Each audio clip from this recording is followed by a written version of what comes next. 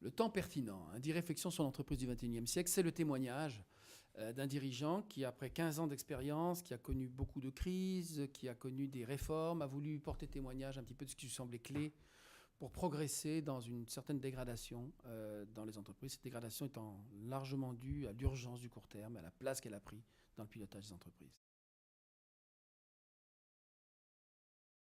C'est souvent l'anticipation. C'est-à-dire que trop souvent, on croit pouvoir dans les entreprises répondre à des situations d'urgence et on ne prend pas assez le temps de poser un cap, de poser une vision. Vous savez, quand Stéphane Richard et l'équipe qui l'entoure, dont j'ai la chance d'être, arrivent à Orange en pleine crise sociale, la première chose qu'on va faire, ça peut surprendre par rapport à l'urgence médiatique du temps, de la crise. Là, vous faites référence à la vague de suicides.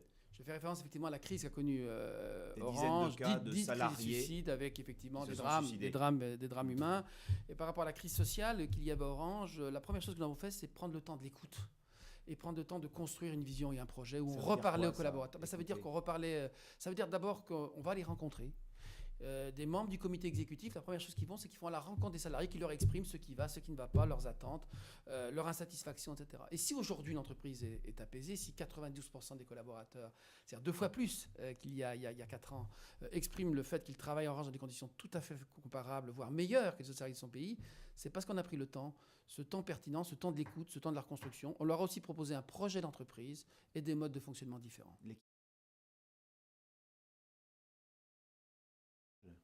Je crois en tout cas beaucoup de managers vont dire que ce qu'ils vivent au quotidien, parfois dans la gestion des réformes, dans ces multiples organisations, donne le sentiment qu'on a, du point de vue du pilotage d'entreprise, trop de logique d'urgence, trop de logique d'adaptation, et qu'ils ont besoin, eux, managers, d'inscrire leur action dans une vision, dans une relation apaisée, dans un cap auquel on se tient et qui permet, j'allais dire, de donner du sens à son travail quotidien.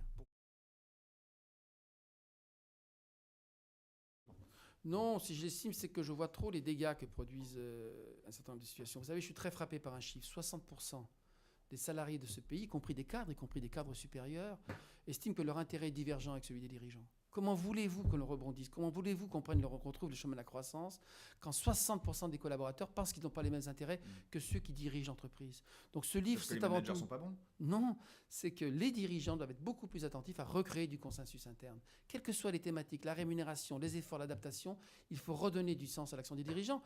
Et c'est pour ça que j'ai fait ce livre. Encore une fois, j'ai été souvent appelé au chevet d'entreprises en difficulté. J'ai été appelé à conduire des réformes importantes. Et je voulais vraiment porter témoignage des conditions qui permettent de réussir. Et dans ces conditions, il y en a 2.